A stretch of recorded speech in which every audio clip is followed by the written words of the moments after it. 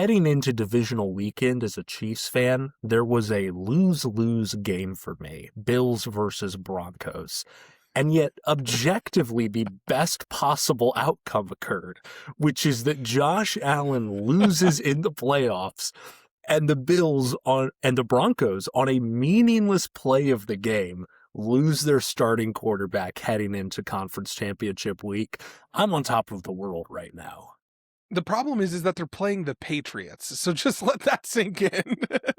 Well, there's a history that the Patriots have of losing to backup quarterbacks in the playoffs. Dude, that Nick Foles tweet really made my day. When I saw that, I was like, that is epic. Anyway, roll the intro. 2 inches short, maybe less. Story of my life.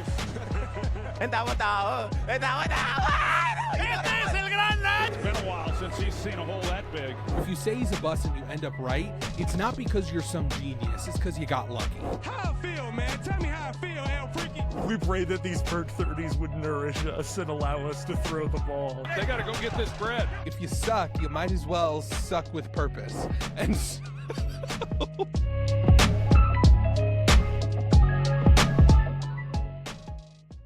so yeah, lots to discuss. There were pretty much every game I thought was fun. Mostly close games, except for one in particular, which wasn't really close, literally from the start.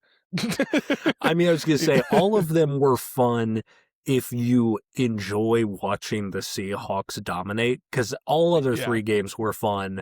And then, as you definitely are, and I mostly am, someone who just enjoys watching the Seahawks be really darn good at football, yes, all 4 games were entertaining. Yeah. So what we're going to do, welcome to Two Down Territory, we're going to be first just kind of reviewing all of the games that happened in divisional week, all 4 of them, and then we're going to be making our predictions, doing some analysis on the conference championships games. It should be a fun one. Do we want to just start from the first game? Because there's a lot to talk about. Broncos beat the Bills 33-30 in overtime. A very important game, and I almost think that we should start up front and just get the Sean McDermott conversation out of the way. Let's do it. I think that's probably where we need to start at the end, which is this game resulted in head coach of the Buffalo Bills, Sean McDermott, fired. Let's list his accolades. He brought the Buffalo Bills, actually the season before they drafted Josh Allen with Tyrod Taylor at quarterback, to their first playoff appearance in 17 seasons. They hadn't appeared in the playoffs in the 21st century. He's the one that built that. He revived that franchise. Now, revived it to what extent? That's where we get into the weeds here, but certainly back from the dead. Whether or not they were a living thing or more of a Frankenstein's monster, that had been the debate over the last 7-8 years. And in a sense, we kind of got our answer, which is that I don't know. I guess that's where I'll leave it to you, Adam. Yeah. The thing that really pissed me off about this move was not that Sean McDermott got fired. It's that he got fired and then their general manager, Brandon Beane, got promoted. Like, that's what made this move, in my mind, actually idiotic. Because it's one of those things where it's like, there is good logic to say that maybe it's time to move on from Sean McDermott, right? Everything you kind of alluded to previously, that he hasn't had success enough with this quarterback to make the Super Bowl, that he's gone to the playoffs, overall had good success, but they just haven't been able to kind of finish the season the way that they want to. Clearly, though, I guess, but on the other hand, the promoting of Brandon Beane, in my mind, signifies that that's not just what they're then saying that the reason why that's happening is directly related to the coaching of Sean McDermott. Instead of saying that there are multiple variables to this. First off, this arguably was the worst playoff game of Josh Allen's career in terms of big moments. Secondly, one of the reasons why that's the case is because the Broncos simply just don't have the roster compared to years previously. And overall, this game has brought up a lot of narratives that I kind of despise because it's just extreme narratives when in reality, there's a middle of the road take that makes a whole lot of sense. Obviously, Josh Allen is a great quarterback. That doesn't, just because he lost this game doesn't mean he can't win a Super Bowl. And the roster as a whole had a lot of deficiencies, specifically on outside wide receiver, that before the season, Brandon Beane quite simply said it does not matter. Clearly it mattered. And so for Brandon Beane to be promoted and Sean McDermott to be fired means that while there might be logic to justify the move, there's also holes in their logic. And it just scares me as watching the Bills. From a Bills perspective, it's scary to me because this guy has not really had particular success in the draft. He hasn't been identifying the actual key things that the defense and the offense need in order to be successful. And he is basically completely, I think, spat in the face of the idea that Josh Allen has elevated this roster to a point. And really, it's not that Josh Allen has to be better overall, although he did in this game, but rather that the roster has to be better because it's not just about the quarterback. Yeah, and for some context here, I don't know if you saw reporting that I think came out today as of when we're recording this, and it's hard to parse whether this is a legitimate thing or a kind of trash the guy as you're kicking him out of the door. Apparently, Sean McDermott, in the weeks leading up to when he was fired, had been indirectly or directly taking jabs at the state of the roster, which is, of course, a jab at the person in charge of building the roster. I'm someone who's very clear. I've made it clear in the past, barring extenuating circumstances in the not having diverging timelines of GMs and coaches, the only thing I'll say, and it's not even playing devil's advocate, it's simply, we see this with GMs. It's the franchise quarterback dilemma for an ownership group, which is it's really hard to fire a GM who's the guy that drafted your star player, won an MVP last season. That's just a hard trigger to pull because you found a diamond in the rough. I mean, and it was a really concealed diamond with Josh Allen coming out of college. And I think that's hard for an ownership group to pull the trigger on a move like that. At the same time, I agree with pretty much everything you said. Yeah. The problem is that everything he's done since then hasn't been particularly productive. No. I mean, James Cook, that's about it. I guess. Sure. I don't know. Yeah. I don't know. But we can talk about... We'll talk a lot about... There's a lot of head coaching move that's happened this week. We're not going to talk about all of them, just the ones that pertain to the games that happened. But yeah, the Broncos won. Both of us picked the Bills because we were like, Josh Allen can do enough. Josh Allen did not do enough. In actuality, he really did not play that well of a game. Early on, the offense was, specifically in the first half, was efficient, was productive between the 20s, and yet it's seemingly all of their problems stem from turnovers, gave the Broncos good field positioning, and they were able to take advantage. But the one play I wanted to talk about in the first half was the Josh Allen strip sack just before halftime to give the Broncos 3 points. That is Josh Allen. In fact, that's the thing that up until last season prevented him from winning MVPs was the turnovers and the mistakes that he made in critical situations. It's been talked about to death, obviously. That's just something you can't do.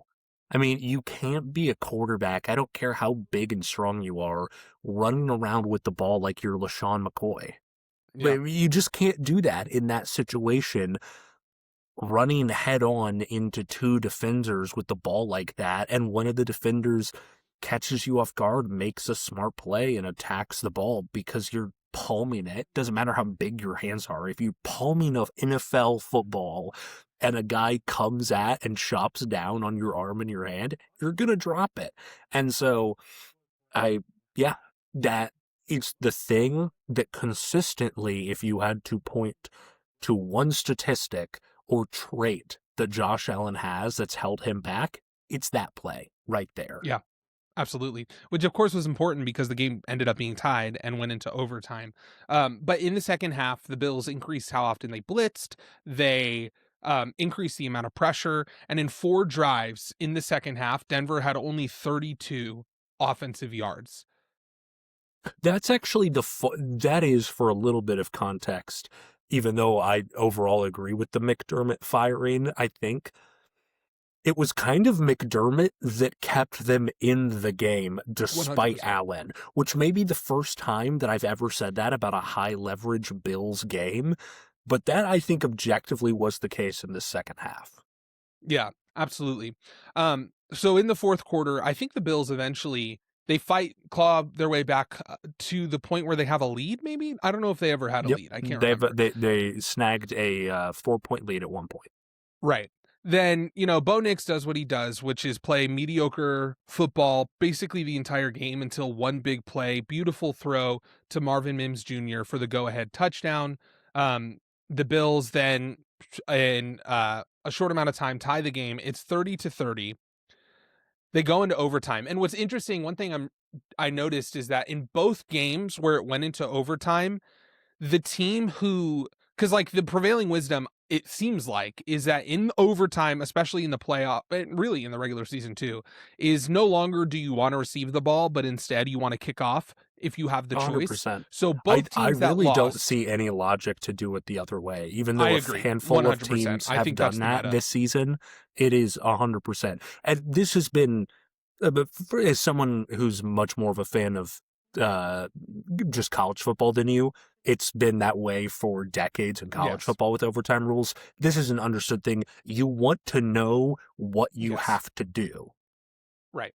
And well, what's interesting is both of those, in both of the games, it worked out, right? The team who won the toss kicked off and then got a stop, both in the Rams-Bears game and in this game. And so now all of a sudden it's like, okay, and this is what I was thinking. I picked the Bills because this is what I thought would happen. It'd be a close game, and Josh Allen can play hero ball for one drive and win the game for the Bills. And it looks like it's going okay. Like they're running the ball. They're finding guys open in the middle of the field. Josh Allen is looking okay, and then the big play with all the controversy happens. Right? The throw to Brandon Cooks. That was ruled an interception. The Broncos get the ball, cook the game-winning field goal, and that's game. What are your... So I know we've talked about this outside of the recording, but overall, like, what is your thoughts and analysis on that play? I believe that it was an interception. I'm very clear on that, and that is not coming from a perspective of Bills hate. In fact, I kind of, in a sense, wanted the Bills to win this game purely because I dislike the Broncos more. It doesn't matter if he technically had the ball in his hands and the knee was on the ground because he hasn't established himself as a runner, and the rules of the NFL are you have to survive the ground. And if in the process of falling to the ground, the ball is fumbling and ends up in another guy's hands and then he secures it on the ground, it's an interception. Yeah. The one thing I will say, and this is why I do think that this did expose not really a loophole, but a problem in the NFL rules in terms of how they enforce this concept. Because on one hand, everything you said is correct. They have to survive the ground. The way the rules phrase it is basically there's 3 aspects of a catch. First, you have to have control. Secondly, you have to have 2 feet in bounds or a limit, whatever. And then thirdly, once both of those 2 things are fulfilled, and I'm sure if you've paid attention to this discourse, you've heard this, you have to either make a football move, meaning like tuck the ball, extend it, whatever, or have enough time to do so. So my initial thoughts when reading those rules are, what is the amount of time that we're determining to do so? I do think there's some subjectivity there. I think the problem though, and a lot of people are saying like he didn't survive the ground. While I do think that's technically true, I also think that he never really had full control according to the precedent that the NFL has set in other calls. I specifically think about 2 plays in particular. The first one is the Puka Nacua whenever the Rams were playing the Falcons, that last minute catch out of bounds, that like one-handed crazy catch where they were like, well, no, he didn't survive the ground. He didn't have total control because the ball was moving. Yeah. But then he definitely didn't fulfill the third requirement, right? Which is he didn't have control for long enough to make a move. And so the reason why, because, you know, everyone's bringing up these still frames or these screenshots of the ball in Brandon Cook's hands and his knee on the ground, is because until you fulfill all three requirements, you're no longer considered a runner. And when you look at the down by contact rule, you're only down by contact if you're considered a runner. So clearly that would take precedent. So that's just like overall, and we talked about this before. When I first saw the catch, I was like, or the play, I was like, this is a catch. This is a catch. Totally biased. 30 minutes later, I relooked at it and I was like, oh, never mind. This is obviously an interception. Basically what my point is, one thing I have to say, and I think it was Gene who was on the call this time, one of the biggest issues, I think, and why this was such a big thing is because he did say this is clearly an interception, but he didn't use the right reason. Like, basically he was like, well, he never had full control of the ball, even though they like stopped it with both his hands on the ball. And he was like, so he never, it's like, no, that's not why it was an interception. And so I think people like harped on that. The other thing I will say, though, and this is why it's confusing, because I was doing research on this, because I was curious, like, what does the NFL determine? So a lot of people were bringing up the Calvin Johnson rule, which was basically overturned in 2018, 3 years later. But in 2023, there was a play. It was Cowboys versus Eagles, and there was big controversy, and it was related to a similar topic. Basically, it was like game on the line, fourth down. Dak Prescott threw it to the tight ends, and it was 4th and goal, by the way. And basically, the tight end caught it, and as he was falling to the ground, his knee touched the ground, and he was contacted by the defender. However, when he fell down into the end zone. So basically, the question was, is he down by contact out of the end zone, which would have given the Cowboys the win, or which would have given the Eagles the win, or did he have to survive the ground and then he would be in the end zone? They determined on that play that he was down by contact. And so that was a big deal during the time, because it was the same conversation. He wasn't a runner, so he can't be down by contact. And that's not the only example. There are a lot of examples this year, specifically in the Bills-Patriots matchup. There's examples in the Chiefs-Bills matchup where it's like, there is definitely, some of those examples aren't as extreme as this one with Brandon Cooks, there is definitely precedent to say, and even this week, honestly, with the Devontae Adams play, although I do think it was entirely different and there was way more time before Devontae Adams hit the ground. But I do think that the NFL has to do a better job enforcing this rule consistently, is basically what my point is. And for people to be mad at it, it makes sense. It's fair. And I think part of this is also, there's always going to be an element of subjectivity to this, just in what you distinguish and what you don't distinguish. This has nothing to do with the concept of a runner, but for me, what pops into my head about the weirdness of a catch is the difference between a heel and a toe. So in the NFL, say one guy gets a foot down and then he's coming down with his second foot, and naturally, what's the part that you plant first? Your heel. But then if in bringing down your toe, the toe touches the line, you've stepped out of bounds. Compare that to where if you had simply just dragged your toe and your foot was never really down, it's a catch somehow.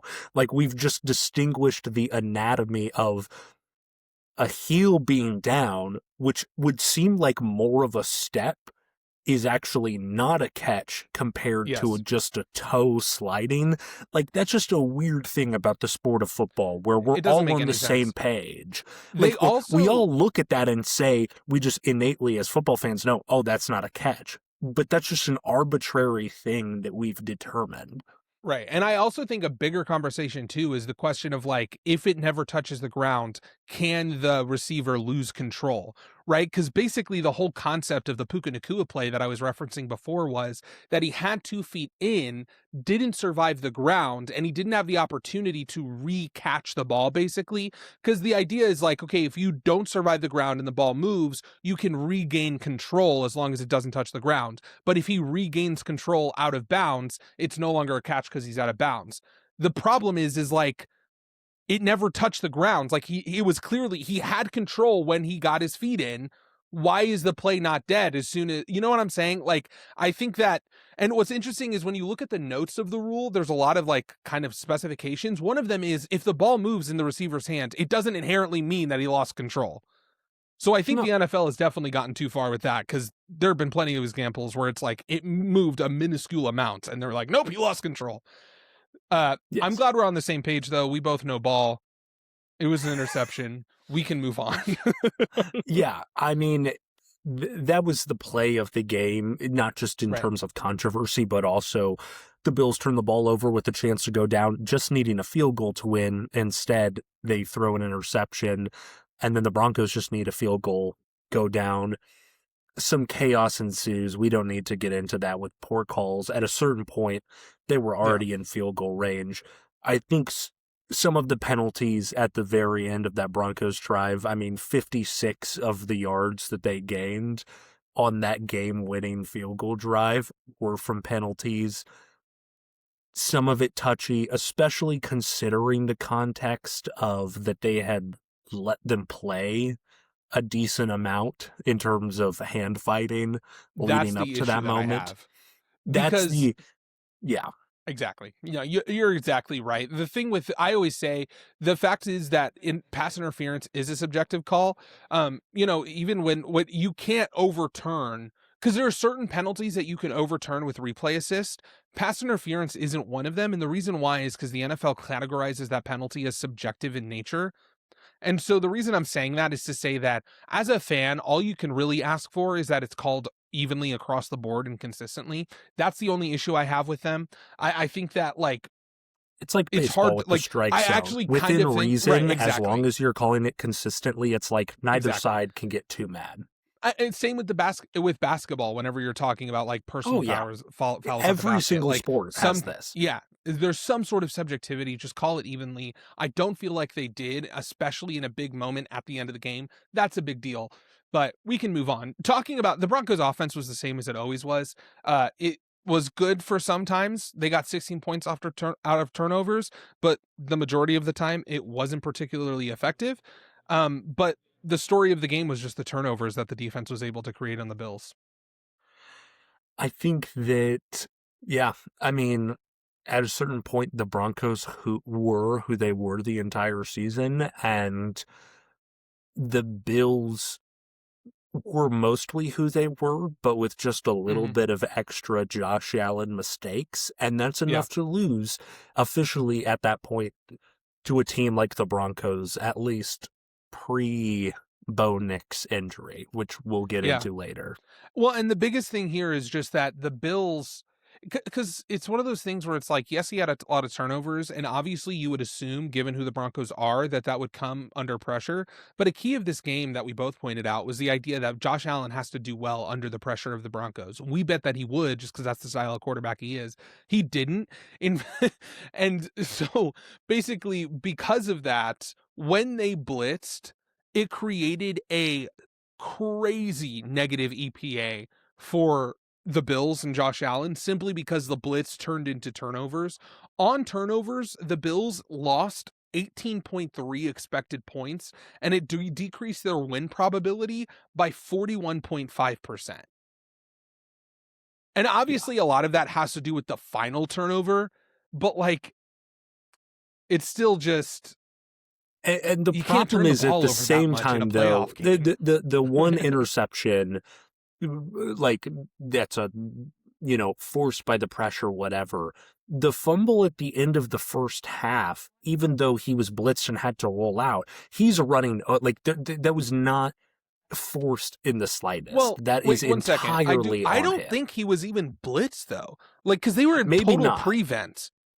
That's fair. Well, they may have not been a blitz. They got to him. There. I know that. They got to him. That's for sure. He was definitely pressured. He decided he was like, oh, I'm going to run 40 yards with all these guys in the middle of the field. Like, it was a bad decision on him. I think we kind of already talked about it big picture, that when we talked about Sean McDermott for the Bills, like, they made the move. I think that their logic for making a move that might actually be a good move was flawed, but they did it, and hopefully they will finally, Brandon Beane will buck up and finally address the receiver issue, the outside receiver issue, that they'll have a receiving core that actually complements each other instead of having overlapping skills that aren't particularly that good. And, you know, the defense, Jacoby Myers.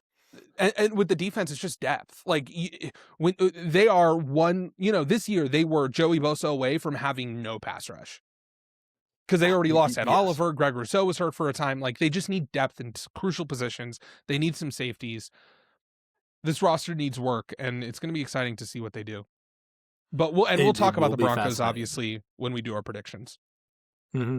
So we can move on to a bloodbath, a massacre, starting from the very first play. Electric, Lumen Field rocking. The Seahawks crush the 49ers, the final score of 41-6, I believe. Mm-hmm. Not even close from the start. And I thought that it was about to be called back, and there was a weird amount of confusion and delay with the refs giving the decision of the flag on the kickoff return for a touchdown, but very obviously tripping by Eddie Pinheiro, the 49ers kicker. And the Seahawks never look back. Sam Darnold wins a playoff game where his team scores 41 points, and he only threw for 143 passing yards. Yeah. No, exactly. The thing that was great about Seattle's game, and this is something that I've been saying all year, like, imagine Seattle with an efficient run game. Because this whole year they've been this team that basically says, like, we're going to run the ball whether or not it works. The last, like, month or two, the run game has really worked. And I will say 2 of those games have been against the 49ers and not particularly dominant run defenses.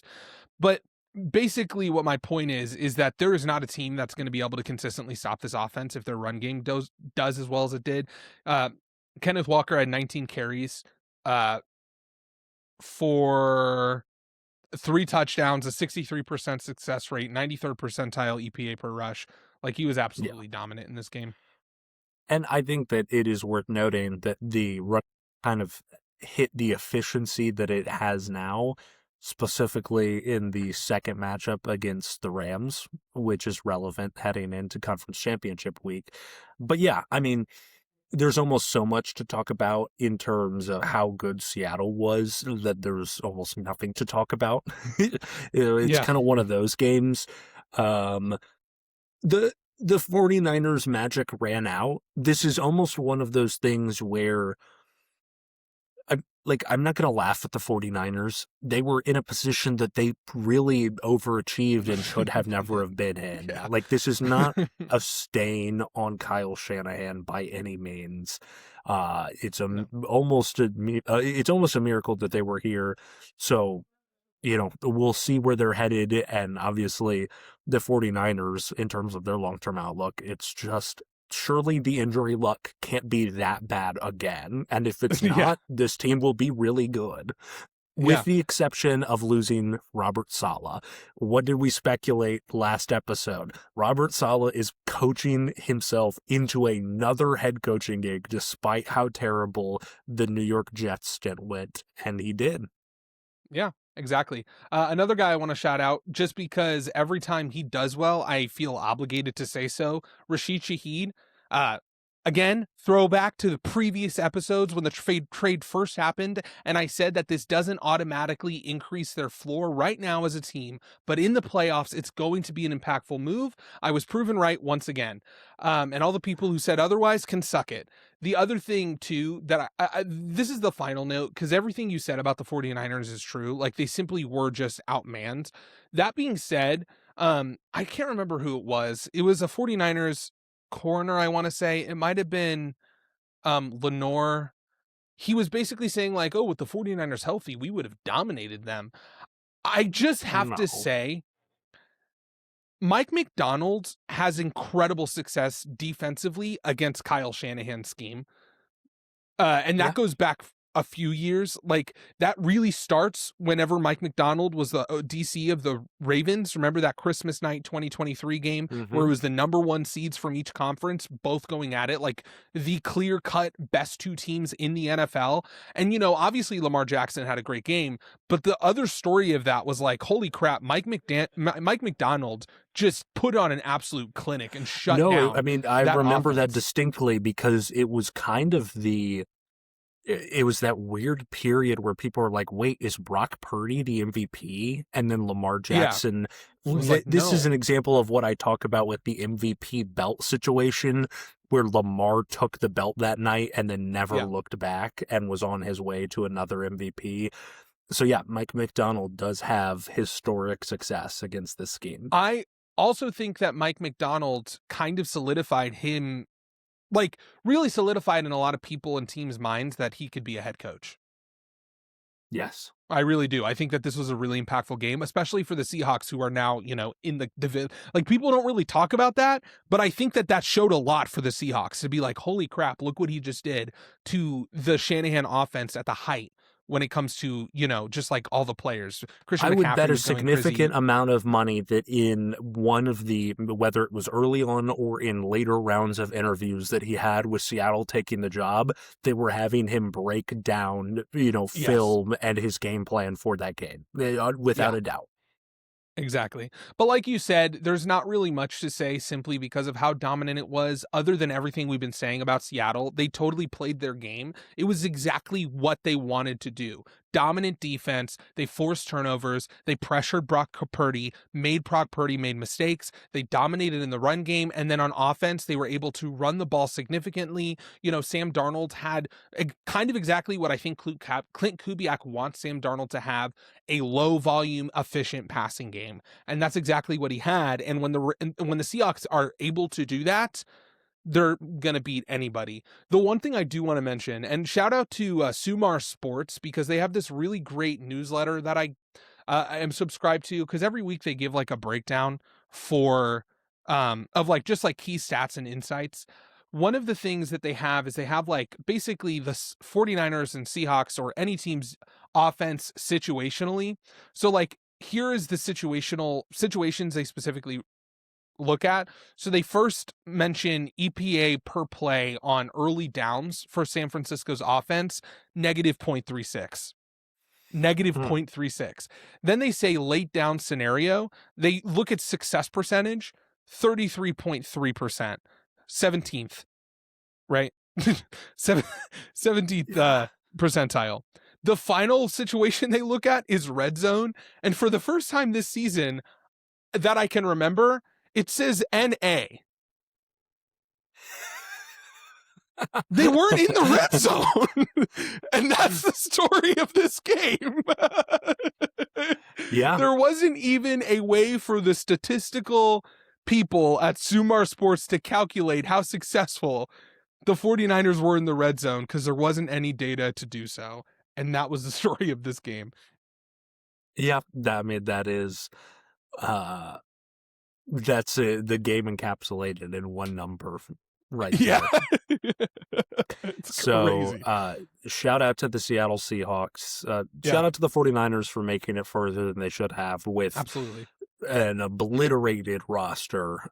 But we can move on to the Sunday slate of games. Yeah. First game, Pats 28, Texans 16. You know, I'm man enough to admit when I'm wrong. You were more right, but I was very wrong about these games. I only predicted one correct, and it was Seattle over the 49ers. I had the Texans in this game, and my reasoning was, there's no way CJ Stroud can be that bad again. Turns out he doubled down. He might have been even worse. It's the LeBron James meme. Here go two more for y'all. Yeah, that exactly. That was CJ Stroud. You want another turnover? Here's two more. Yeah, and that was the story of this whole entire game. 8 combined turnovers, predominantly from CJ Stroud. And now, the Texans were just never able to find a rhythm on offense. The one play that I wanted to highlight just because of how awesome it was, Drake May to Keyshawn Boutte for the touchdown.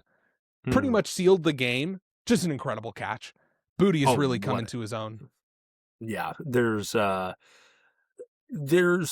lot to talk about here, and at the same time, really, I think it was a weather game. And I'm not in any way saying that as an excuse for CJ Stroud, but it clearly amplified whatever issues he's having with turning over the ball, because it looked ugly. The Patriots offense looked ugly as well. I mean, the Texans defense, it was by no means one of their A games, but some people were pretending like, oh, this vaunted Texas defense, what happened? It's like, well, when your quarterback turns the ball over 5 times, there's a ceiling for what you can do in terms of preventing yardage and points on the board. They played at worst probably a B- game. Like, this does not fall on them in the slightest. I don't know. No, it doesn't. I want to talk about specifically the Patriots. What was interesting about this game is that it was almost the mirror image to the previous game against the Chargers, with very similar issues, right? So defensively, they were aggressive. They blitzed on 40% of their plays, and they pressured Stroud 34.6% of the time. Because of that, they then forced 5 turnovers, which absolutely destroyed any confidence and momentum that the Texans offense could create. Offensively, once again, Drake May really didn't have, like, it wasn't like this, oh, this is his moment type of game.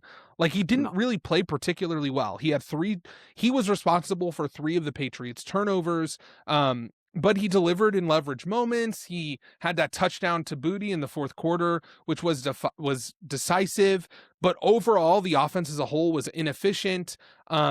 They were efficient in the red zone, which weirdly enough has been like the Achilles heel of the Texans defense. Like, when you look at basically every stat that you could to measure a defense, the Texans rank highly in all of them except for red zone efficiency. Yeah. The Patriots offense was, Drake May did just enough. He did just enough to overcome his turnovers, helped out somewhat by the other side, having 5 of those turnovers. But this Patriots team keeps on rolling. They do just enough to move on to the next round, and as we'll talk about here in a bit, they get a little bit of luck with their AFC Championship opponent being down a starting quarterback. Yeah, exactly. And for the Texans, it was just the inverse. Like, their defense did really good. Like, overall did really good. Their offense sucked tremendously.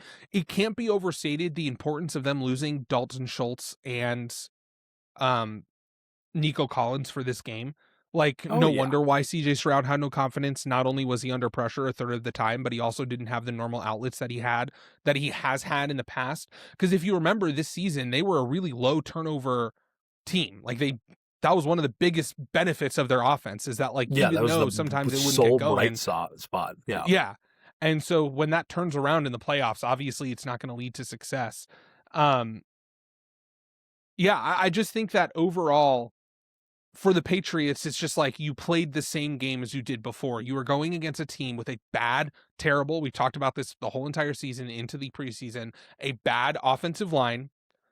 You had incredible defensive scheme that created the plays necessary, and your offense did a good job in high leverage moments to keep the game away. It was one of those things where it's like, if there's anything I can say about the Patriots team, is that they showed a lot of maturity for being such a young team, for having a 2nd-year quarterback, for having a coach, even though he has lots of experience, but in his first year with the organization, that this is not a game like when you play, like, even though, yes, you could say that, like, the Texans obviously were fighting an uphill battle. Their offensive line sucks. They were missing their 2 key passing weapons. All of those things. A lot of people are trying to make that be a reason why it's like, ooh, the Patriots have this Mickey Mouse run to the playoffs. Just another narrative that I absolutely despise, because it's like, yeah, but the Patriots, once again, all they're doing is dominating the teams that are ahead of them in a myriad of different ways. And so we'll see, I will say I agree with that entirely for the Chargers game and the Texans game. This might be a bit of a Mickey Mouse AFC Championship game, but hey, we can get into that. True. But we'll talk about it later. The last thing I want to say, big picture, because I already talked about, I don't want to get into it. There are so many narratives from all of these games that just like absolutely piss me off. Again, the whole easy schedule thing going into the playoffs and being like, oh, they had to play the Chargers and the Texans. They're not even that good. Blah, blah, blah, blah, blah. No, those are good teams. They're playoff teams. All right, let's settle down. The Texans literally won like 10 games in a row. So, yes. First off. Secondly, a lot of people are basically saying like Stroud is the worst quarterback ever. They should trade him. That really pisses me off too, because it's like, once again, yeah, Stroud isn't Superman. Like, he's not going to be able to be well. Like, he's going to lose all his confidence when he's getting pressured so often. It definitely doesn't make me feel better about Stroud, and it definitely impacts, I think it'd be stupid for this not to color your opinion on who Stroud is and what kind of quarterback he really can be from a ceiling perspective. But I don't think that this is a reason to be completely out on him. No, that would be an overreaction. Give the man at least a semblance of an offensive line, and then we can have a real discussion. Exactly. I mean, it's the same thing we were talking about last year with Drake May. 100%. Before we move on to the final game of the divisional weekend, we don't do this often, but Adam, I do want to break some news for you. Oh, Justin Herbert has been placed in a hypothetical situation where Mike McDaniels is his new offensive coordinator. Ooh, yeah, I like that. I think that's good overall. The Chargers have fired and disgraced Dolphins head coach. Longtime viewers of this show, if you exist, will appreciate that. They've hired him to be the new offensive coordinator for Justin Herbert and the Los Angeles Chargers. I think that's a good hire. I think it's a great hire. Yeah, I mean, we've talked, just to get into it a little bit, the one thing that I've talked about with Mike McDaniels, even again into the preseason, is that I just don't think he has shown enough leadership-wise to take control of a locker room. And if there's one ideal situation that I would want him to be in, the example I always used was the Lions, who they ended up hiring the OC for the Cardinals, which we'll talk about in the offseason. But the one thing I always said was like, he needs to go to a team with a coach that strives in that specific aspect. Right? Like, and I think that this is probably the second best option that I can think of, to be honest with you, because a lot of the guys who are also good at that have been fired. So yeah, basically what I'm saying is what I've been saying, my perfect scenario for Mike McDaniels has always been go to a place where you can still have control of the offense, because you've clearly shown a high propensity to do that. With a good quarterback, a good offensive line, a good run game, all of those things. They have the weapons, they have the scheme, but under a head coach that can teach you the leadership, locker room, intangible things that you either have or you don't. Do that for a few seasons, and maybe you can try the head coaching thing again. I think this makes a lot of sense for the Chargers and Mike McDaniels, and I think it's overall a really good move. RIP to Bucks fans. Bucks Twitter and social media was almost just assuming that they had McDaniels on lock, and from the minimal that I understand that's coming out right now, they were engaged in a very heavy courtship, and Mike McDaniels was reciprocating. And a bit of a rug pull situation, he decides to go with the Chargers. So, I mean, rest in it's peace. Probably based on, he'd probably rather coach Justin Herbert than Baker. 100%. There also could be money involved. There also could be a lot of factors, but the Chargers win the battle. I know the Eagles were involved as well in trying to land McDaniels, which would have been interesting. That would have I would not actually have been that. a little. I would not have liked that. Not have liked that for either of them. I don't think that would have went well at all. Yeah. So I think that this was probably the best scenario for all parties involved. Yeah, 100%. We can move on to an all-time classic. witnessed one of the greatest plays that I've watched in my football watching career, and it was all for naught at the end. That's what sucks about it, dude. I was pulling for the Bears so much. And, this was a game where I basically put all the money on the table. I went all in, and I said, it's going to be a close game. The Bears can do it. They've done it all year. The Rams lose these types of games. The Bears are going to win. And I was almost a genius, but I turned out being an idiot. That's what I felt after this game. I was like, I was this close from telling everybody to stick it. It turns out I was the guy with the pie in his face. Yeah, you were almost a fool, then you were almost a genius, and then you were a fool all along. And then it turns out the whole time I was always a fool. The Rams beat the Bears in overtime with a final kick to send it off from the thicker kicker, the Mizzou alumnus. He just kind of strokes the ball in a way that is fun to watch for a man of that size. I just have to point that out. It's exactly how you would expect, where every time I'm always like, whoa, it's going to miss. And then it just kind of finds its way in there. Like even chip shots, like it's just like, it's just a pure missile coming off that man's foot. Yeah, it's like exactly how you would expect a kicker of his size to kick the ball. But yeah, this was a slugfest game, kind of like all Bears games are until the fourth quarter, and then both teams are duking it out. I genuinely think that, like I said, this season, and I don't mean this as an insult, Caleb Williams is like the best bad quarterback that I've ever seen play, where it's like it throws balls multiple times on that last drive before the longest 14-yard touchdown pass of all time occurs. He's just zipping balls 7 yards above guys' heads, and you're like, what is he doing? Yeah, exactly. It is the Caleb Williams experience from this year. You saw situations, right? Like the first touchdown drive, it was like, finally we're getting system Caleb Williams, and that's all we're asking for. Then the game goes on, they're able to drive, and really, I think overall, I think people, because that play is in their head, I don't know, it kind of seems like people think that Caleb Williams had a better game than he actually did. Like, he really didn't have that good of a game, and it was exactly for the same reason he always did. Low completion percentage, but just razzle-dazzle plays that makes it look really good. And in this game, we got to shout out the Bears defense for keeping it close. 100%. They blitzed, that outside pressure that they showed that really worked. It got to Matthew Stafford. He was sacked. They didn't know what to do with it. Eventually, that last drive, right before they that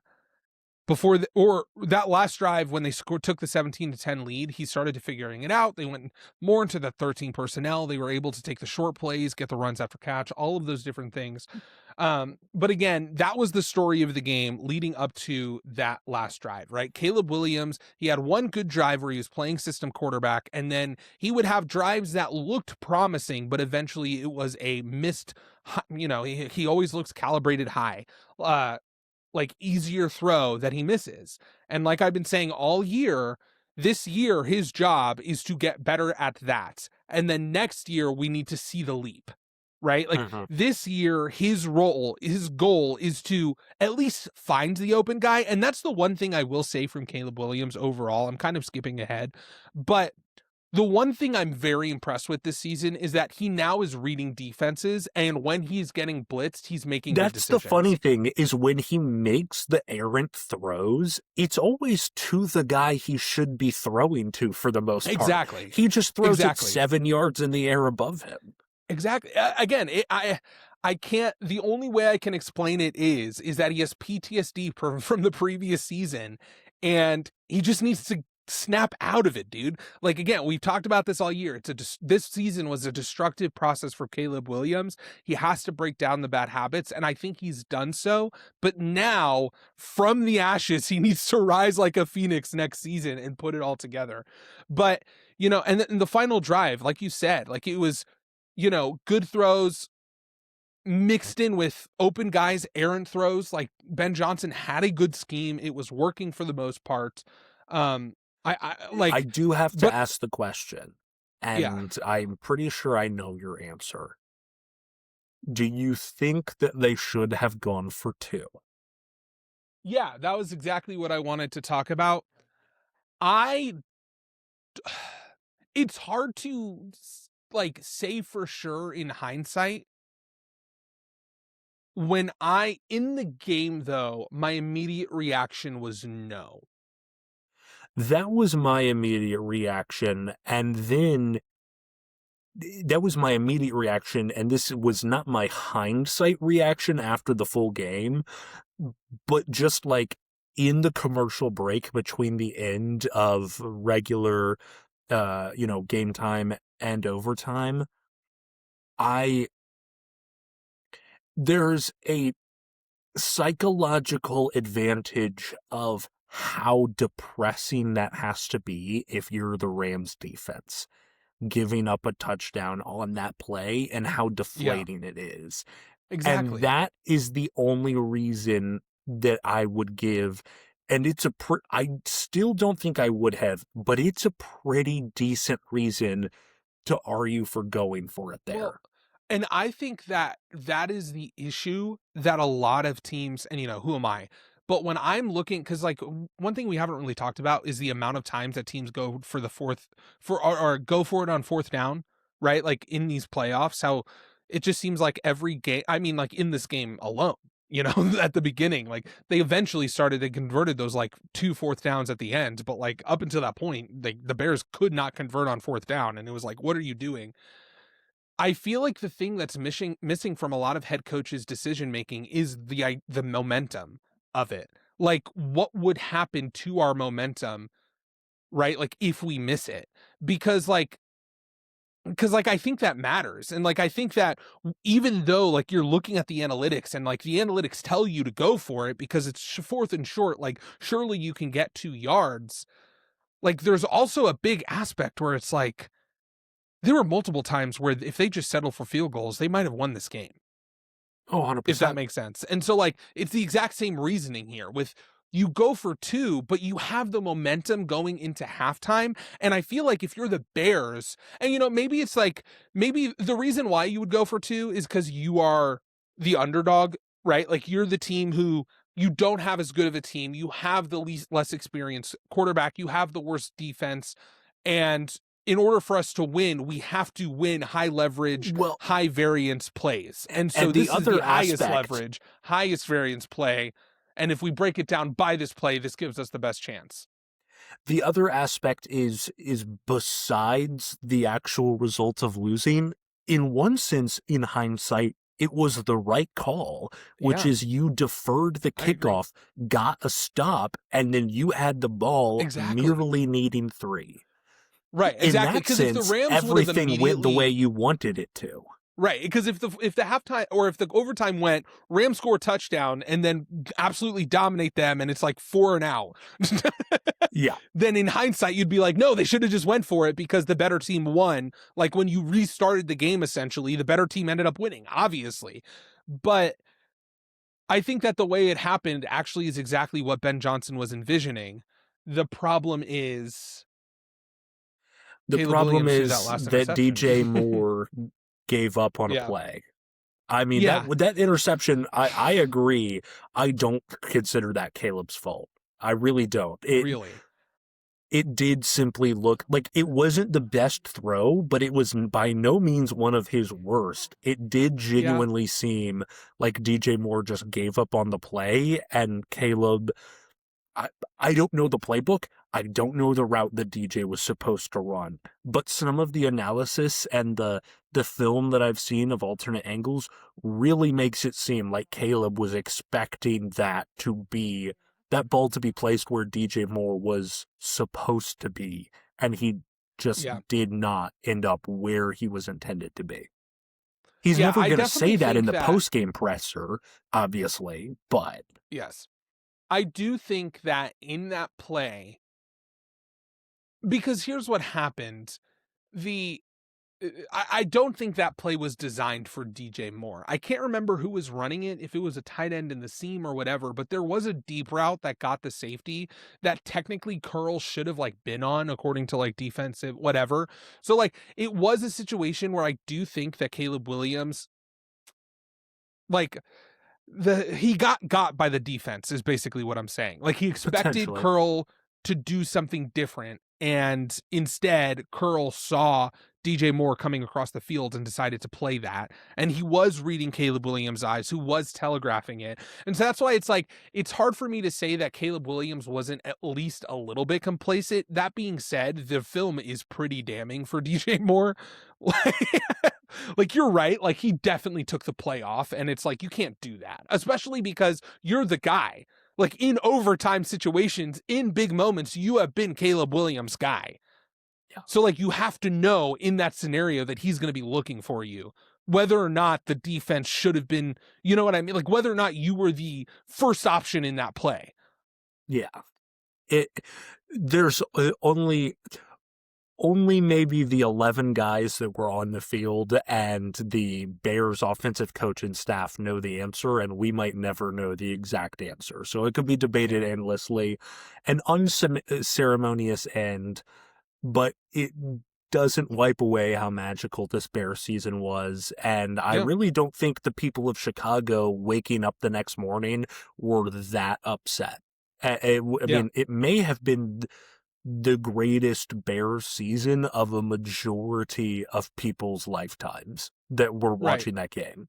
Right. The one question I had from like the overall aspect of this season is that it's just like a question of, what does this season do for you related to like how high you are on the Bears for next season? Because it's kind of weird, because it's like on one hand you saw this incredible progression from, you know, because I do think Caleb Williams is a fundamentally better quarterback, and like I said, I consider this his rookie year, and as opposed to his previous season, this is a huge leap in the right direction, where it's like just a few things, and we're talking about a top end quarterback in the NFL. On the other hand, when you look at a team like this that is so reliant on these types of comebacks, explosive plays, close games, it also just makes me scared. Like Caleb Williams can get better, but are we in for a repeat of the Commanders and Jaden Daniels from last season? Yeah, exactly. I think that what the Bears have is way more sustainable than what the Commanders did, because at least like the Bears defense wasn't spectacular, but like the Commanders defense was awful last year, and people just don't remember it because they were winning games. In terms of Chicago's offense and general weaponry and coaching, 100%. Right. Exactly. All of those things I do think favor the Bears, so I don't expect a drop off quite like that. The other issue though too is that like defensively they were also, their whole entire thing is incredibly variable. Like their whole thing was turnovers. So it's like, if all of this success comes from something that you generally don't repeat, what does that do? Because part of me says like that tells me that we should, that the Bears are going to have some sort of regression next year. But the issue is win and this very close playoff real quick. The issue is that all of that being said, there are solid reasons that aren't based on variability that would tell you that the Bears should be better next year. Yes. Continue. The argument is, one is that their playoff game that they won, and then a team that I think is, even though they're the 5 seed, the second best team in the NFC. They are one of the 2 teams left standing, but I thought that going into this playoffs. their closeness there was not reliant upon turnovers. Like, their defense was objectively, outside of the first quarter and a half of the Packers game, very good, and has been generally good all season, even though you could say the variability of turnovers has gone their way, however you calculate luck into that factor. Yes. But I think it's fair to say that there's a decent chance that the Bears may not repeat as NFC North champions, just given how tough that division is, even though it's kind of overshadowed by the insanity of the NFC West. I do think, though, that this roster is in such a good position as a comparison between the Commanders, if nothing else other than youth. Yeah. And no offense to the Commanders coaching staff, but I would say just an objectively better coaching staff. Mm-hmm. There are signs that they, due to various factors not going their way, may win a couple less games in the regular season, but they could be even more dangerous come playoff time. Yeah, no, I think that's the exact conclusion that I've come to. It kind of actually reminds me of our analysis of the Chiefs going into this season, where it was like, yes, they won a high variance of one-score games, but there have been moves made to shore up some of the problems. Now, of course, like, there were other things related to that totally torpedoed the Chiefs season. But I think this time we might be right. I think that logic might be correct this time. Fool me once, shame on you. Exactly. Fool me two times, can't put the blame can't put the blame on you. Fool me three times, the peace sign, load the chopper, let it rain on you, as Mr. J. Cole once said. Exactly. You get it. But yeah, no, that was the divisional Caleb Williams rounds. needs to shoot people, is what I'm saying. In conclusion. Specifically, Matt Eberflus. Exercise the demons, Caleb. Exactly.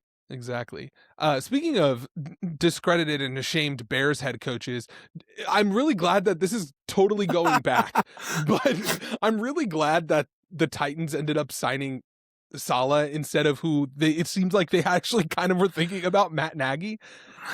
Well, I'm fine with it after ultimately knowing that we're still getting rid of Nagy and bringing back Eric Bieniemy, which we'll talk about more in the offseason. Overall, we'll talk about that more in the offseason, but that is, yes. But I just think it's funny, like, what the Titans almost ruined everything, it feels like. I mean, it still might not be great with Saleh. I'm not entirely sure. I feel like so much of this, when you bring in a defensive head coach, it seems like the variable now, with the exception of like a Mike McDonald, who just is so good as a defensive head coach that it doesn't matter, is entirely who your OC is, especially entering 100%. the season with. So it's like, if he hires a good OC, then sure, it could work. But I was legitimately shocked, same as you, that Matt Nagy sounded like he made it into like 3 rounds of interviews. I was like, what has he done since since he was as terrible as a head coach? He then proceeded to go into a Chiefs offense that got worse since he got there. There are legitimately people in Kansas City and Chiefs fans that I know that would that are just the kind of sweetest people, and they would have murderous rage if they met Matt Nagy on the street. They have, they're the kind of, the Midwestern charm, But anyway, let's move on. So those incredible divisional games set up the conference championship games between the Broncos and the Patriots and the Rams and the Seahawks. Tell everyone about the game we play. The game we play is a little something where we predict every single game in the NFL season. No holds barred. We pick all of them.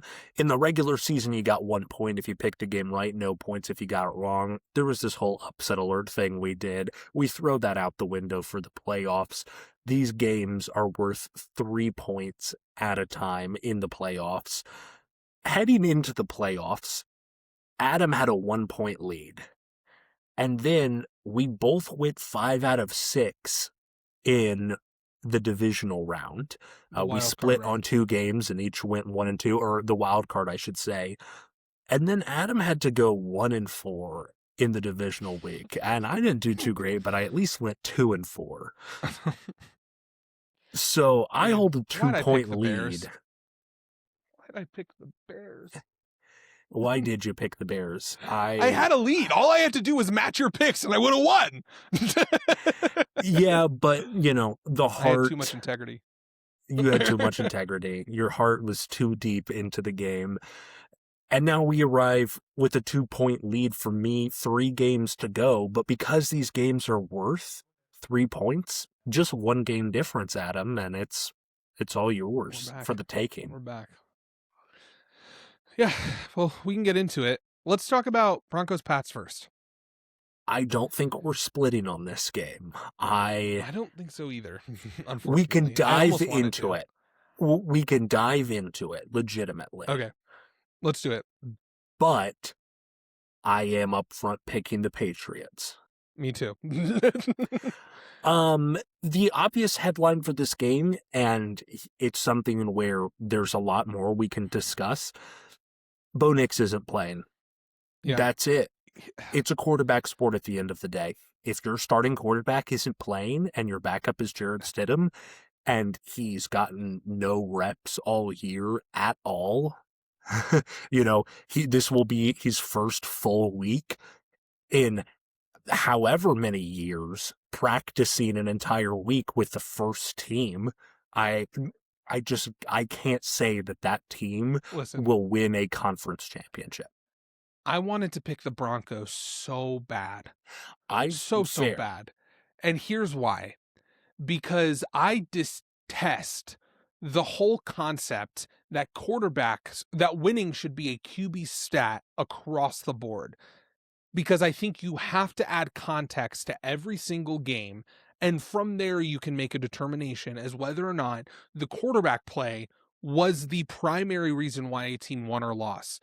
I will admit that I do think that the variability of quarterback play is one of the biggest determining factors in the results of a game in terms of individual player position success.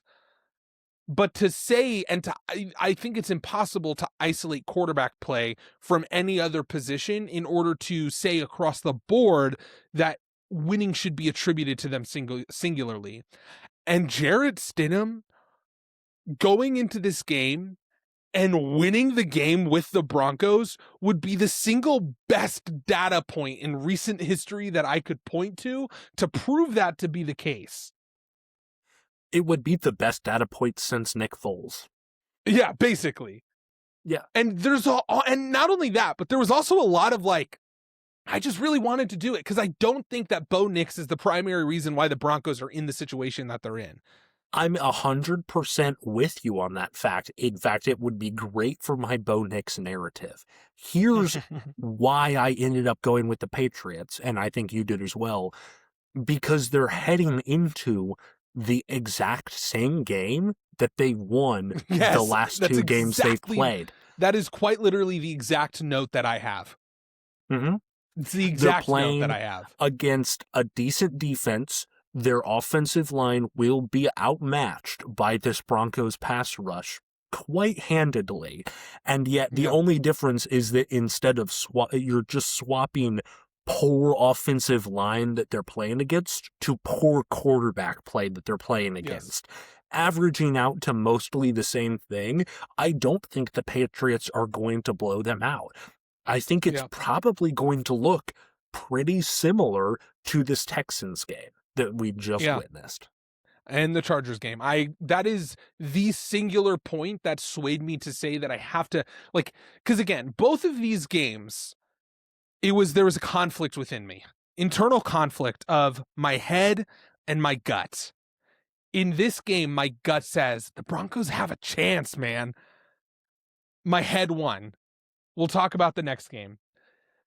Here's the thing, and I want to get this off, and I'm going to rant a little bit, but I think it's going to be a rant that you particularly are going to enjoy, because SIS, Sports Info Solutions, is a data company that I've done some collaborative work with in some of our videos, and they have what's called a total point system. Not to get into the weeds, but basically it uses EPA per play and then dissects it and gives credit based on the position during that play to create a total point system. So instead of saying that so it says basically the offense had X EPA on that play, and now we're going to divide that by credit, add up the totals, and this is going to give us the total point system. The total point system spit out that Bo Nix is the number one quarterback in the NFL with total points. They then, and it's funny because I was actually talking with some of the guys there, and I asked them, I was like, I don't think he's the best quarterback. What happened? And they were like, we're trying to figure that out. But basically, they put out an article explaining why that happened, and they had some numbers that I thought was really interesting. Their reasoning for why that happened is because Bo Nix doesn't make a lot of mistakes necessarily. He has a 3.3% sack rate, which means that of the times that he drops back, only 3% of the time does he get sacked. That's the lowest in the NFL, and he gets a lot of points from there. But secondly, and almost more importantly, 61% of his attempts are throws less than 5 yards downfield. Of his 142 points, 83 of those points have come from those types of plays, less than 5 yards. The next closest quarterback has 36 points from passes less than 5 yards. So that's why in the total point system, he ended up leading. But they also mentioned a lot of interesting and kind of damning statistics for Bo Nix in his season. His accuracy and on-target percentage was 29th in the NFL. His independent QB rating was 25th in the NFL. His deep passing numbers, which is 15 yards or more, he had 115 attempts, and only 67% of them were catchable. That's 29th in the NFL. But the narrative is, yes, maybe Bo Nix in this offense hasn't been good, but they play good when it matters. So I looked at it. I said, okay, how has Bo Nix done in the first 3 quarters versus the fourth quarter? His EPA per play drops. His success rate drops. His completion percentage drops. His yards per attempt actually stays the same. His first down rate drops. In the fourth quarter, in close games, it drops way more than in not close games. So basically, in clutch situations as a whole overall in the fourth quarter, he actually gets worse. So how do they keep winning these close games? It's one play. It's one play, it's one drive in the game that is keeping them alive because the defense is doing just enough for them to win these games. And that's true, by the way, in third downs, first down, late down situations, high leverage plays, red zone plays. Overall, Bo Nix makes the one play in the big moment to win the game. And because this is a sport and the media and the narratives are driven by the big plays and not everything else, there's this narrative that Bo Nix has played good this year. And I'm not going to go as far as to say, like you, that he's a bad quarterback, because I think all of those things he can get better at. The problem is that simply that has just not been the case. Here's the other thing I need to talk about. Drake May has not done well under pressure. And listen, I still go back and forth, but I put out that video talking about all the reasons why Drake May should be considered MVP. The one reason, and this is what frustrates me about the MVP conversation, because no one brings up the things that I think should be brought up for Matthew Stafford. This year, Drake May has been pressured on 38% of his dropbacks, and he's sacked 22% of the time when pressured. That is legitimately terrible. That is god awful. It's not as bad as Caleb Williams last year, but it's getting up there. It is legitimately terrible. And this is what's crazy about it. The splits of his play in a clean pocket versus under pressure is ridiculous. And the reason why this is important is because his MVP case is entirely built upon these type of efficiency metrics.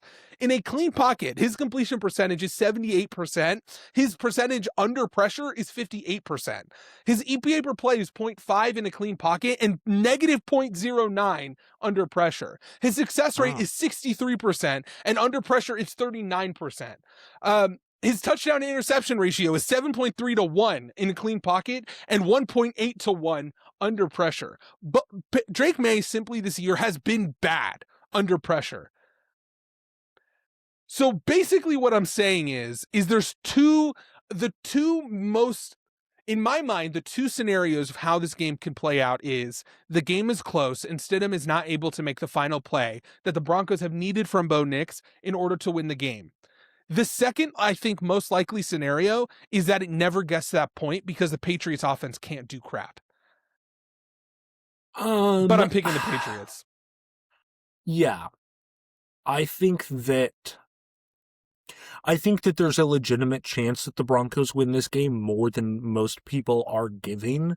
And there is a legitimate world in which, with a combination of just an inability to move the ball and turnovers, that being the big key. Like, if Jarrett Stidham can just not turn the ball over, that's the path to winning the game for the Broncos. That's the other reason why I picked the Pats, because in the few games that he has started, that has been an issue. I think he started an interception in every game he started. That being said, though, his accuracy has actually been really good. And I will say part of the reason why the Broncos have been successful is because basically the big play moment that I was talking about with Bo Nix, those moments have existed throughout the entire season, throughout every quarter of the game. Sean Payton is not getting enough credit for his scheme creating open opportunities, but Bo Nix just consistently misses them until it matters most. Like, he just makes enough in order for them to win games. I legitimately think that Jarrett Stidham can have a better game than Bo Nix did by and large throughout this season in deep passing scenarios.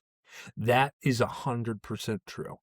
And I'm saying that to say that could be enough for them to win by a possession or two. It could at least be enough to, because the offense looks different, it will look different than it has under Bo Nix, to where it's a different type of Broncos game where they kind of are almost... I think the Broncos in this game are actually going to look a lot like the Eagles offense. I think this Broncos game is actually going to be like an Eagles game, where it's not like a fourth quarter comeback. It's going to be a crazy, like, if they can break one or two explosive plays, which they probably will, it's enough to keep them in it at the very end. The question is, if they get two earlier in the game, will they be able to execute a third when it matters? And I don't think they will, but that is the question. I think that's a great call, because honestly, if you look at it, the Broncos offense actually has been very similar to the Eagles offense. The difference is that the Eagles scheme wise, I think, had a lot more issues. The Broncos have struggled with when it comes to execution, specifically targeting the middle of the field, the short, intermediate middle of the field. Like I said, like the number is damning. That 63% of Drake May's passes. Well, Jalen Hurts also doesn't touch the middle of the field at all. Exactly. But the Eagles actually have an uber talented roster. Yes. So that's the difference, right? Like, my point is basically that the Eagles, their offense, they didn't even really try to attack the middle of the field. The Broncos are trying. They're just not doing it particularly well. And so their offense does look pretty boom or bust, even though that's not in the intention. When I do think there's a certain, maybe because of Jalen Hurts, there's a lot more intentionality with that play style from the Eagles side. So it's not as extreme as the Eagles, but basically what my point is that, yeah, I think you're right. Like, I think that they will be with this new quarterback, they are going to be very, very conservative and pick their spots. Yeah. Here's, I think, the best way to make specific predictions to encapsulate the game, and then we can move on, which is that there are two things on the table: a Nick Bonito strip sack and an RJ Harvey 60-yard touchdown run. If they get one of those two, it's going to be close. If they get both of those two, they might actually win it. Like, that's what we're talking about. We're a massive swing play. The Broncos probably will get one of those. Can they get two of them? And then that defense in general is good enough to potentially win.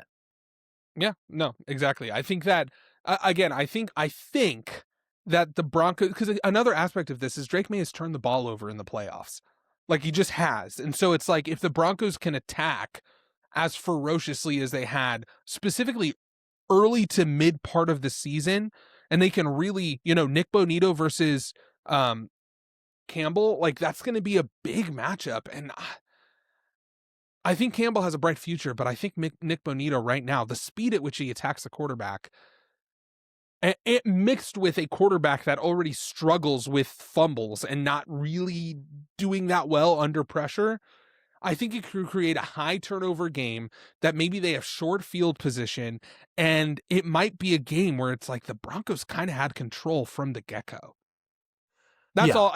That's my take. It's worth saying before we move on, I would be remiss if I didn't say there is also a world, even though I think it's very unlikely, in which the Broncos have done a very good job of disguising it, but that locker room is just kind of shattered as a result of the Bo Nix injury, and they just come out completely hopeless. I kind of see it the other way. Like, I could also see a world where the defense is like, all right, it's on us, and just plays ferocious style of football. Which would turn it into an all-time fantastic game. If that defense comes out ripping and roaring, and the Broncos and that Denver crowd is just raucous, then, I mean, listen, the Patriots still have to exercise the ghost of Broncos Peyton Manning. They still do. Well, I saw that on your story. That was so funny. But yeah, no, I just think that, and especially because one thing you have to consider with this game is at the very least, based on the leadership of Sean Payton and Vance Joseph, this year specifically, this Broncos team has showed a incredible level of maturity in terms of how they bounce back in game, in those big scenarios. And I do think a lot of that has to do with Bo Nix, but I don't think it goes away. I do think that's where my gut reaction comes in, where I'm like, and I haven't really explicitly said it, but I could just imagine a world where the Patriots just basically do nothing on offense. That's fair. But we'll see. We'll see. I'm not picking the Pats. I'm basically just hedging my bet. It's smart. It's a smart thing to do. We can move on to the one that could potentially be just an all-time classic. It's Seattle versus LA 3. Battle of the Titans. They split in the regular season. This is for all the marbles in the biggest way possible. Sean McVay versus Mike McDonald. Offense versus defense. I mean, I could talk about this in a way where this could be a passing of the guard between something that we're seeing in the NFL, where really for almost the last 15 years, it's kind of been a widely held belief across sports, but especially in the NFL, that offense is here and defense is just, it's gone. It's going to be all about the offensive side of the ball. It's all offensive-minded head coaches. And some of the trends, if you look into it over the last couple of years, is that defense is back. And I mean, there are just major narratives across the board. I will be in my seat, ready. I will be hunkered down. I will be watching this game with bated breath. Adam, who do you know have? What makes me nervous about this game? What? I feel like the Super Bowl is going to kind of be a letdown. 100%. The Super Bowl will be a letdown. It's going to be an emotional letdown. It's going to be like, oh, that wasn't as fun. But anyway. The Super Bowl also, this is a completely random take that I'll just say we don't have to talk about it at all. The Super Bowl kind of also almost always is a letdown. I'm not the biggest fan of 2 weeks of a break between the conference championship and the Super Bowl. They do it for media reasons and media hype. I think it's stupid, personally. Well, and also the Pro Bowl sucks, so it's like you're filling in with something that's awful. But we can move on. So here's, this is one thing, because I was like, okay, what happened in these two matchups? And I rewatched both of those matchups, and I was like, people are talking about it, but not really. Here are some interesting things to look at. So they obviously played in week 11 and week 16. In week 11, the Rams won 21-19. And in week 16, the Seahawks won 38-37. The combined margin is 2 points across both games. These were two of the most competitive matchups of the season. This is what's crazy. In total yards, the Rams offense had 830 total yards. The Seattle Seahawks offense had 829 total yards. That's awesome. The Rams offense had 587 passing yards, and the Seattle offense had 549 passing yards. But the Rams offense, but the Rams had 243 rushing yards compared to the 306 rushing yards of the Seahawks. Yeah, that makes sense. This game, it's just 1 yard difference between two games. It's almost the exact opposite, funnily enough, of the Chicago and Green Bay statistics when you pair them up, where it's like, Green Bay should have won all 3 of these games, and yet they lost 2 of them. By a lot. Two teams with completely different styles on both sides of the ball, and yet just a perfect, evenly matched battle between the two of them.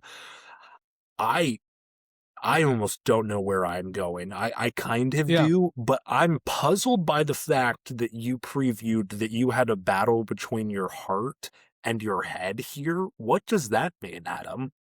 So, okay. So, the first thing, I'll get to it. But basically, the other thing I think that's important in these games, right, that I want to break down is kind of looking at, like, how did these games go from a schematic perspective? Because in terms of, like, NFL brains, like, these are two titans, right? You have two young coaches that are pretty much, like, near the top or at the top of their respective fields, offensively and defensively. And you saw that when it comes to these two matches or matchups. What's interesting about these games, though, is if you remember,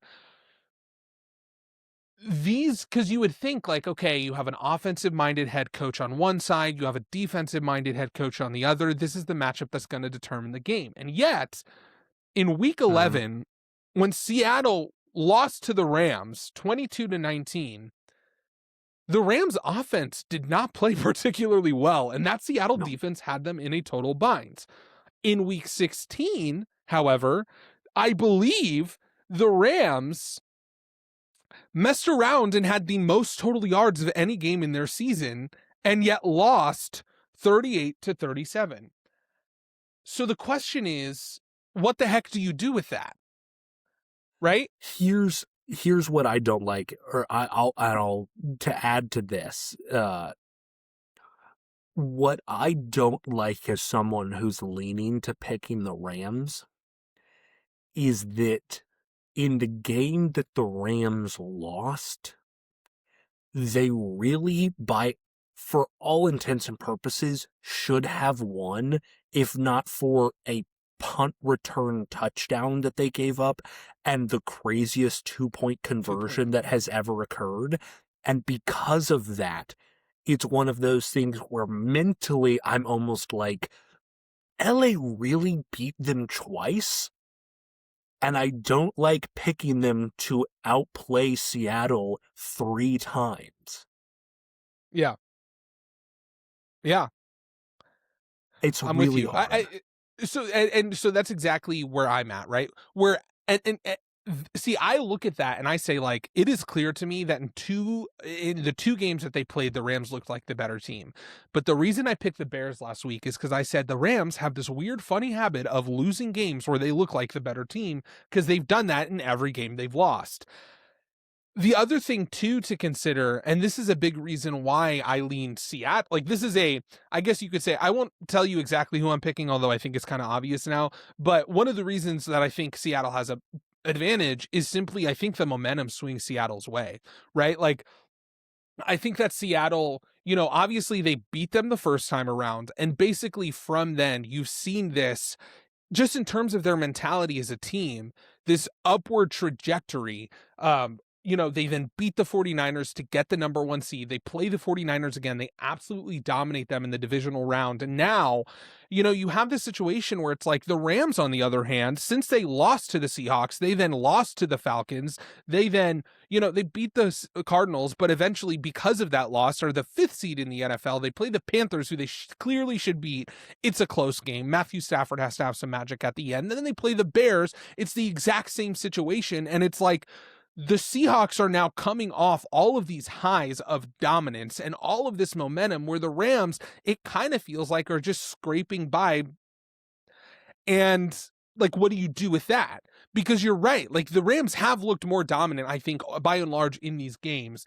And yet the Seahawks found a way to win and are carrying that momentum up until this moment. My counter argument to that, and where I officially reveal, I suppose, that I am going to pick the Rams here. I'm so glad. A counter argument to that specifically is battle tested. Mm-hmm. The Rams are coming off to back-to-back playoff games where they have scrapped. Seattle, from the very first play of the game, knew that they were winning. They basically, I mean, that 49ers game was as close to like almost practice as you could get. And so that would concern me slightly, where it's like, how much of the rust did you actually shake off? And it's like, if LA comes out and punches you in the mouth, are you going to be slightly slow in reacting to that because you didn't get touched once versus San Francisco? The other aspect is, and it's simplistic, but I'm not even using it in terms of who's the better quarterback, Darnold or Stafford. Purely looking at Darnold, he objectively, historically, plays bad against the Rams. Yes, he sure does. He's thrown 6 interceptions against them in 2 games. And so, and in the game that he did win against them, 9 of the points in the comeback were by nothing of his own that he provided. Unrelated. 7 of them being the punt return, and 2 of those being, again, just the wildest 2-point conversion ever. 2-point conversion, yeah. That he really participated nothing in and actively threw a poor backwards ball that got batted down. We all know the play. And so that's not the entirety of the reason I'm picking the Rams, but that's a bit of my direct counter to you, though. It sure is a good one, and definitely something that I think you have to discuss and think about when you're looking at this game. I think that one of the things that I look at, though, is I talked about this in the moment whenever the Seahawks did beat the Rams. I'm wondering if this was a, like, get over the hump moment for Sam Darnold. Exercise the demons. Yeah. Right. Like, it was one of those situations where, because in all of the previous games, as soon as that first turnover came, it was over. Like, Sam Darnold looked defeated. He looked deflated. All of those different things. If there's one thing that you have to give credit for the Seahawks team, and it's not just in,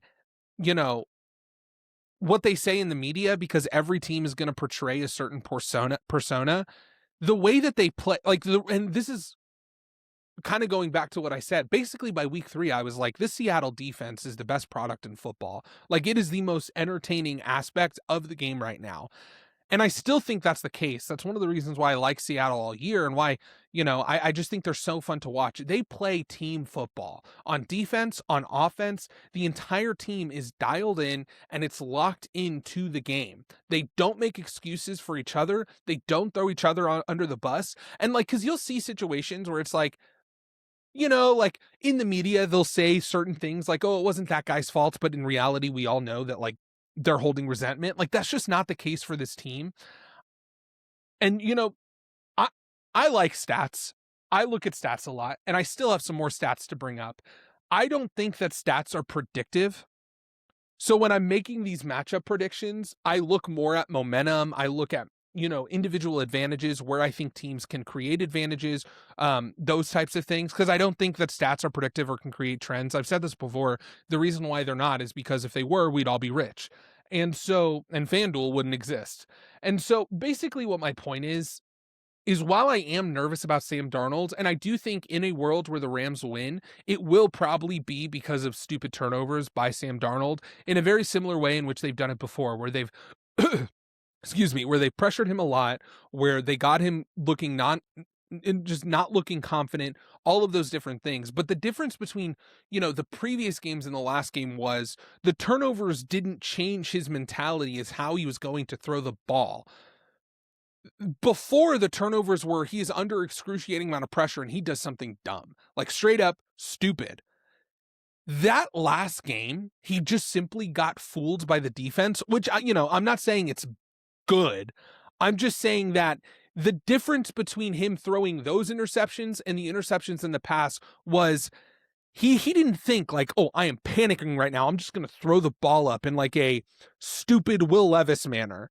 It was, I think I have a guy open there, and he simply got fooled. Like, I go back to the second interception in the red zone against the Rams in the second matchup where they sent a blitz, they just had more guys. So of course the pressure got there, and he probably was like, I have my check down right there. Let me throw it. And he threw a bullet directly into Kobe Turner's chest, who just so happened to be backing off.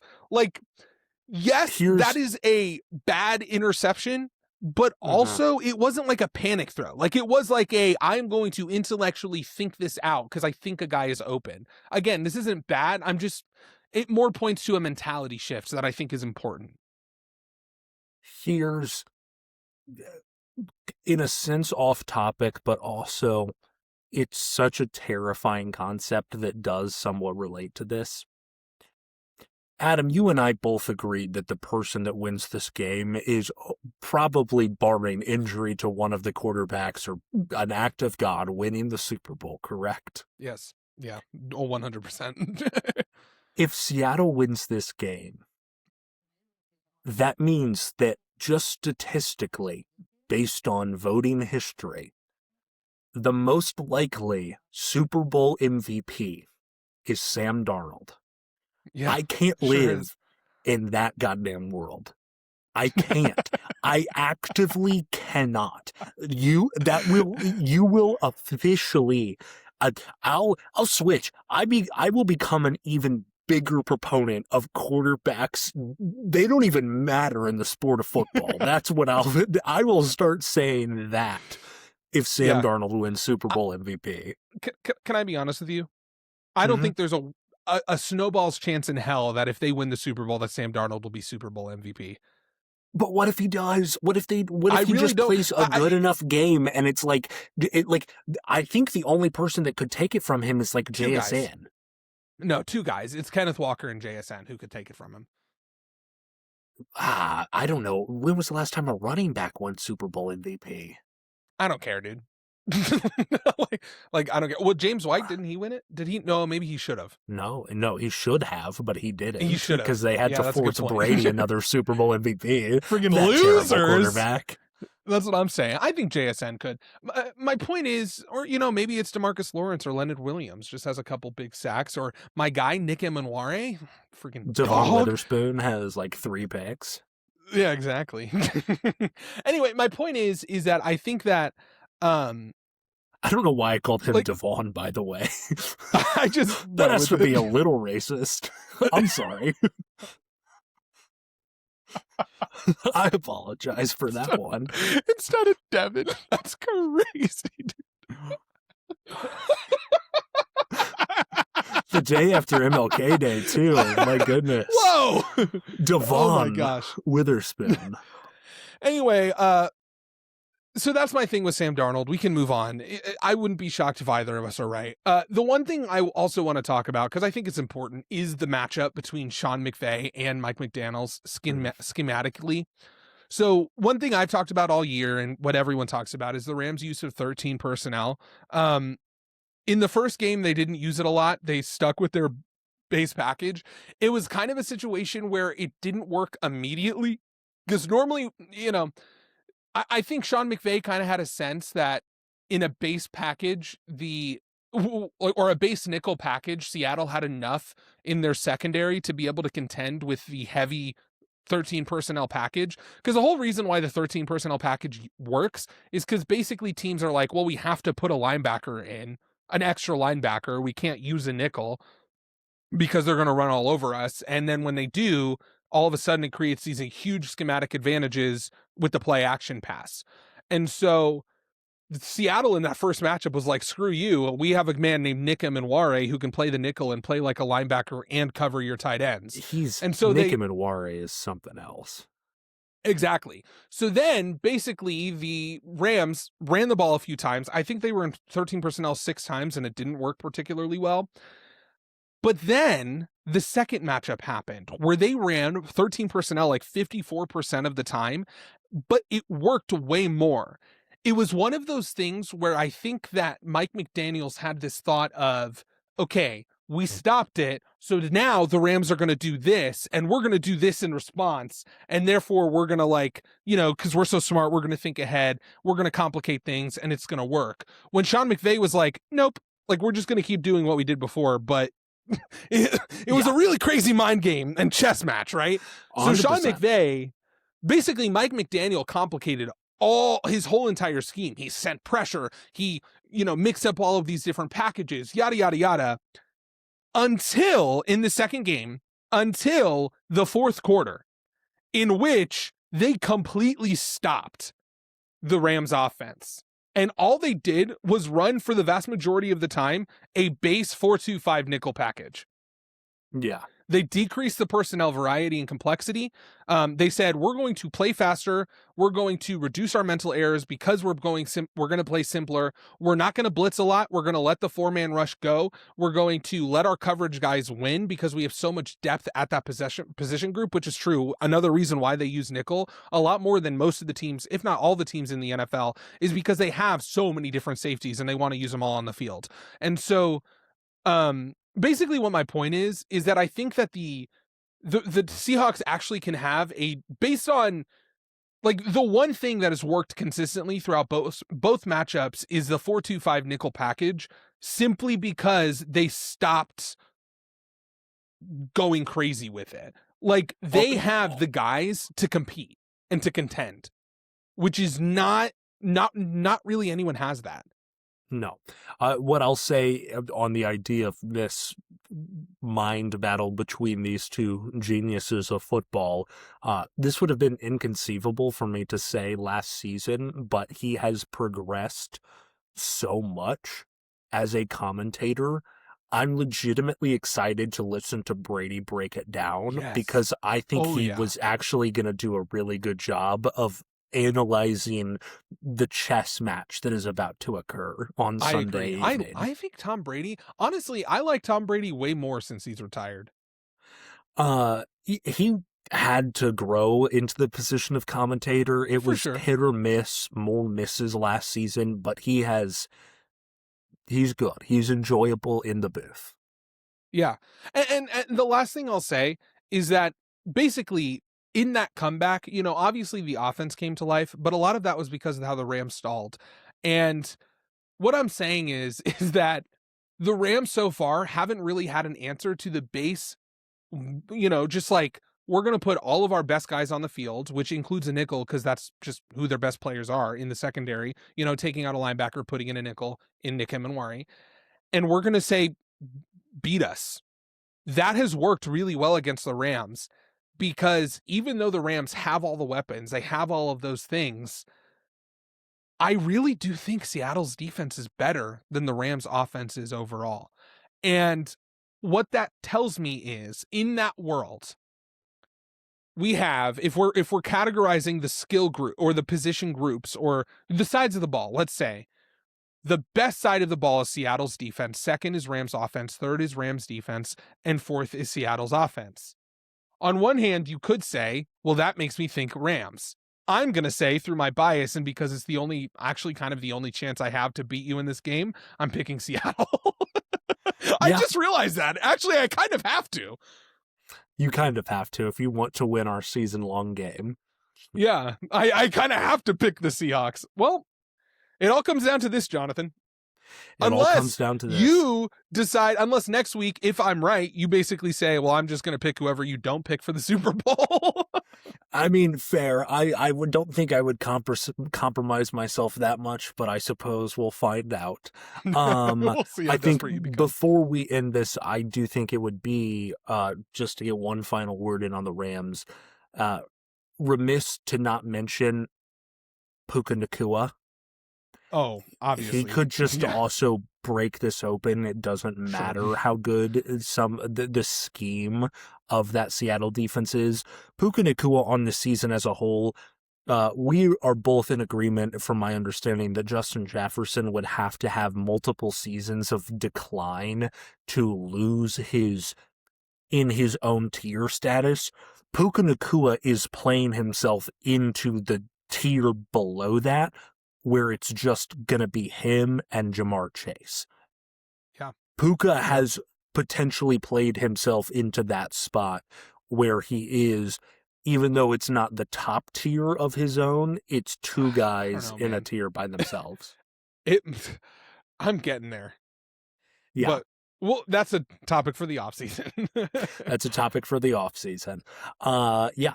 So I've got the Rams, you've got the Seahawks, we both have the Patriots. Yeah. Oh, final thing I'll say, congratulations to Fernando Mendoza and the Indiana Hoosiers for winning the national championship. Screw you, Miami. That was for Jonathan. I don't really care about Miami. Screw you, Miami. Shout out to the Cuban Missile Crisis, Fernando Mendoza himself. That's his nickname. In Florida, in Miami, too. He struck in Miami. Classic. Yeah, that's a good point. Yeah, the Cuban Missile Crisis landed in Florida. I slipped into Trump there for a second. The Cuban Missile Crisis. It landed in Florida. It wasn't good. Yeah, no. The other thing I have to say, to really end this before we get into all of our stuff, where did the Patriots hate go? I'm tired of this, man. Like, I like Drake May. I think he's cool and all, and he has a good nickname and everything. But, like, I'm tired of people forgetting that the Patriots is this dynasty that we all hate. Like, they cheated. They're a bunch of cheaters. Yes. Screw the Patriots. That's what I have to say. I'm almost up there with you. I do think that maybe, being on the other side of the fence now, as as the fan of a dynasty myself, I might be a little more sympathetic to some of their cause. I don't dislike the statistic of 15 straight years of AFC championships, including either the Patriots or the Chiefs. And I think I might respect the Patriots for keeping that alive. Oh my gosh. Well, whose highlights should they watch? Go watch Fernando Mendoza highlights and Absolutely. Prepare yourself, sadly, because what a lovable man, a truly beautiful person, and he's going to get molested by the Chiefs for the next 10 years after the Raiders draft him #1 overall. Oh my gosh. If you like what we had to say, if you enjoyed this content, make sure to like and subscribe, comment what you agree, comment if you disagree. People seem to only comment when they disagree, which is okay. But we like some love. I'm fishing, man. Tell Adam how cute he is right now. Exactly, dude. It doesn't hurt, Anyway. But yeah, like, comment, subscribe, and we'll see you later, guys. Peace.